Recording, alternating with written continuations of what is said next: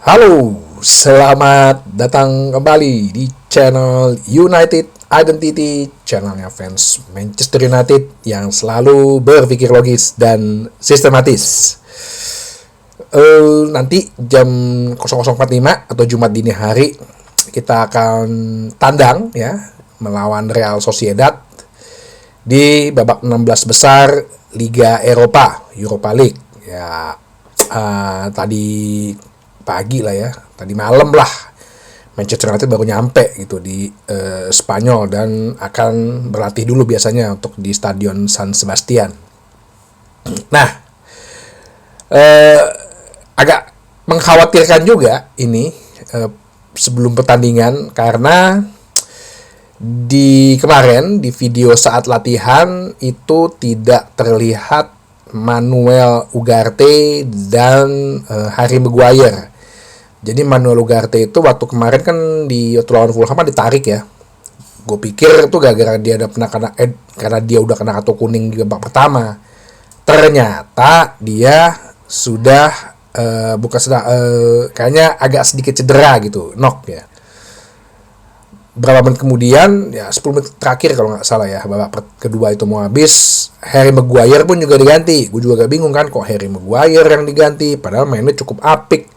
Diganti oleh Victor Lindelof. Ternyata Harry Maguire pun juga mengalami cedera. Jadi Ugarte dan Maguire tidak ikut dalam squad ya, tidak ikut latihan dan berarti juga tidak ikut dalam squad menuju kandang Real Sociedad.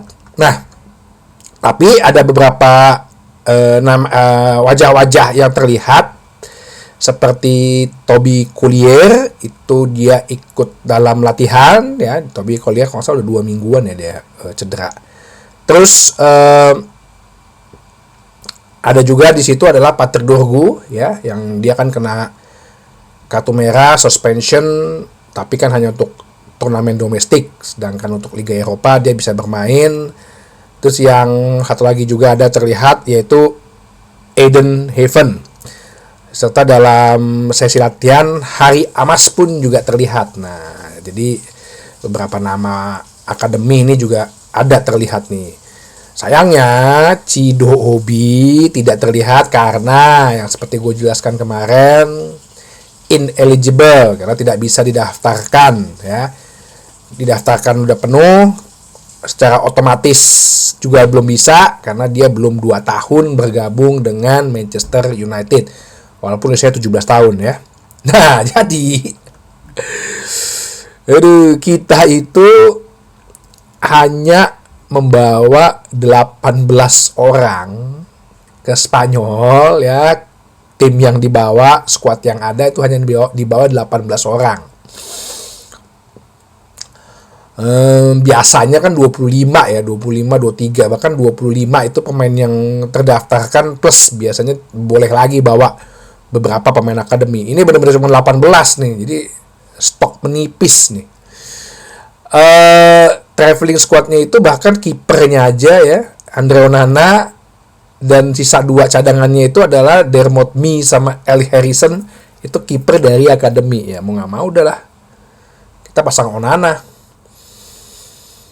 Bisa jadi sampai akhir musim gitu loh. Ya tergantung ya, Binder bisa. Cuman Binder sih kabarnya sedang di proses pemulihan ya. Jadi dia bukannya udah penyembuhan lagi, udah pemulihan.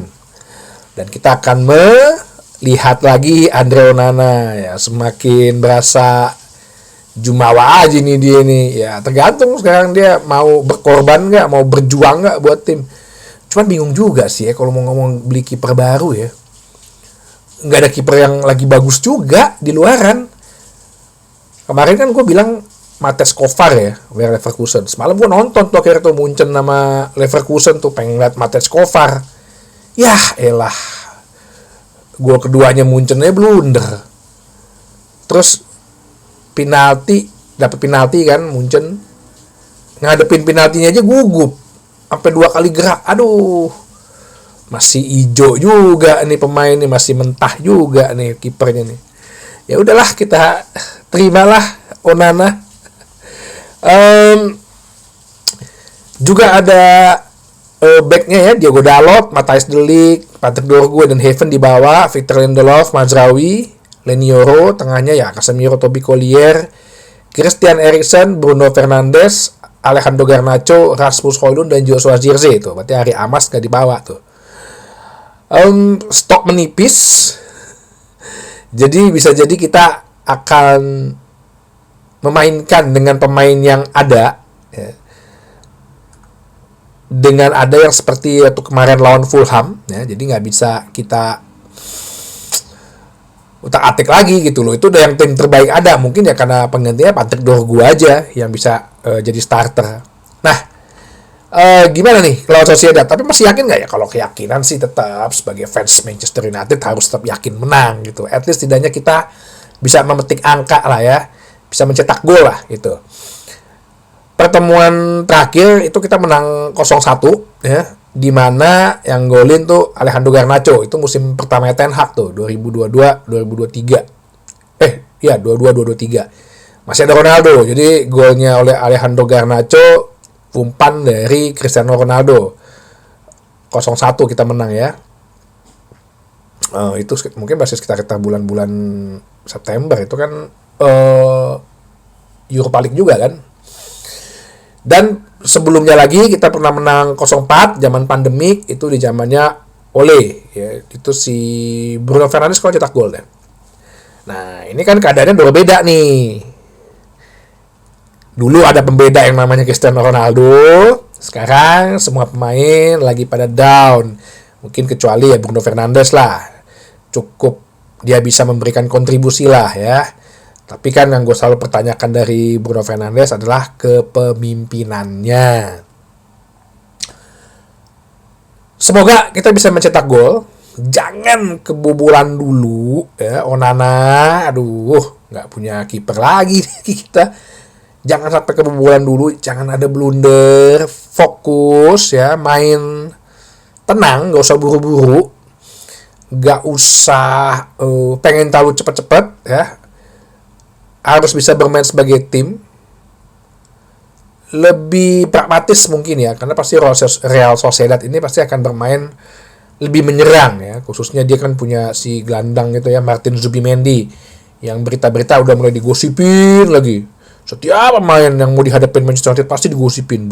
Ternyata Martin Zubimendi mau dibeli. Aduh. Nah, kalau menurut gua perkiraan untuk susunan pemain ya, kita dengan 3-4-3, kipernya Andre Onana, back tengahnya karena tidak ada Maguire, berarti back tengah-tengahnya De Ligt, back tengah kirinya Euro, back tengah kanannya Mazraoui, yang dimana ini waktu itu kemarin terakhir komposisi 3 pemain back ini waktu lawan FCSB sih kita nggak kebobolan, clean sheet. Tapi waktu itu kipernya Bayindir. Sekarang kipernya Onana. Nah, untuk tengahnya, nah ini agak kesulitan nih kita nih tanpa ada Casemiro. Tanpa ada Ugarte. Terus Toby Collier juga baru aja pulih dari cedera. Gue nggak yakin orang pemain cedera udah 2 minggu ya, 2 minggu lebih nggak main itu langsung bisa on fire gitu. Ya mau nggak mau kita dengan 4 tengahnya, wingback kanannya Dalot, wingback kirinya gue rasa sih nggak harusnya sih udah Patrick Dorgu ya, harusnya Patrick Dorgu udah pasti udah nggak ada lagi deh kandidat lain. Tengahnya bisa jadi adalah Fernandes dan Casemiro. Biar depannya kita lagi pakai lagi sama seperti kemarin lawan Fulham dengan 2 nomor 10 yaitu si Eriksen, Joshua Zirkzee dan Rasmus Højlund. Lu jangan komen lagi kenapa ini yang dipasang, kenapa ini yang dipasang ya. Kenapa sih kok masih Eriksen aja? Kenapa sih kok Højlund lagi? Kagak ada pemain cuy. Ya, nggak ada stok, tipis. Nggak ada stok udah. Garnacho sih gue rasa mungkin babak-babak kedua kali kalau kita udah mulai mau kejar ketertinggalan misal ya, atau ya mudah-mudahan kita bisa gol dulu ya. Kalau 1 ya kita udah mulai main sangat-sangat pragmatis, atau mungkin Garnacho tuh masuk ya. Jadi jangan ngomong lagi ya ilah si Amorim Højlund udah begitu masih dipasang aja, lu nggak ada nggak ada striker lain.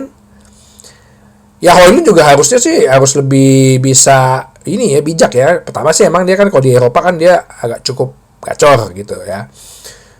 Kemarin tuh gue nonton podcastnya Rio Ferdinand. Dia kan interview si Andy Cole narasumbernya. Si Andy Cole tuh ngomong di podcast itu, inputan buat Rasmus Højlund sama dengan pemikiran gue dan pemikiran lo semua. Lu ngapain sih katanya. Ini Andy Cole yang ngomong loh. Andy Cole kan kalau striker ya, udah striker teruji banget lah. Bawa treble winner. Dan gue rasa untuk ukuran serang striker tuh semua sebenarnya komposisinya sama. Atributnya. Cara bermainnya gitu. Tapi mungkin ada yang tinggi banget, ada yang kecil kayak Aguero, ada yang tinggi besar kayak Ibrahimovic. Tapi kan sebenarnya cara bermainnya tuh sama gitu loh. Andy Cole tuh bilang, Højlund tuh lu ngapain sih berjibaku sama center half, dia bilang.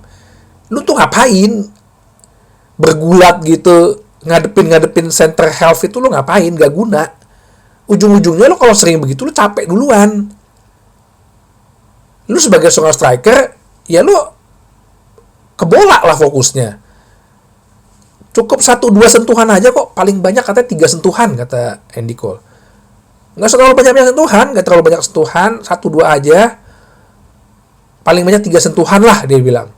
Abis itu lo cari space, lo mau running dikit boleh, atau lo umpan ke temen lo gitu, atau passing ke rekan lo, atau lo emang cari space aja menjauhi dari, justru lo harus menjauhi dari center back. Ini kan enggak dia. Dorong-dorongan lah, bergelut lah. Bener kan yang kita bilang, ngapain sih orang bergelut sama center back? Nah, striker senior, striker legend udah ngomong, gak guna gitu loh. Yang ada lo capek duluan. Ya, semoga sih si Højlund denger sih. Ya, dan bisa cetak gol gitu. Jadi besok malam ya, itu jamnya bagus sih, 0:45 ya kan, seperti gue bilang. Di 2 jam kemudian udah bisa manasin sayur gitu buat sahur. Skor jangan kalah lah ya. Kalau imbang pun gue masih ini, cuman kalau imbang tuh agak bahaya karena nih grup tim Spanyol nih selalu menjegal kita gitu loh. Mau Sevilla kayak, mau Villarreal kayak, mau yang dulu Atletico, klub Spanyol tuh banyak. Ya, tapi kalau kita bisa tenang, bisa colong gol 1 dulu, ya 0-2 gitu udah jadi modal yang bagus banget untuk leg keduanya di Old Trafford. Oke, sampai ketemu lagi di bahasan berikutnya di channel United Identity, channelnya fans Manchester United yang selalu berpikir logis dan sistematis. Terima kasih.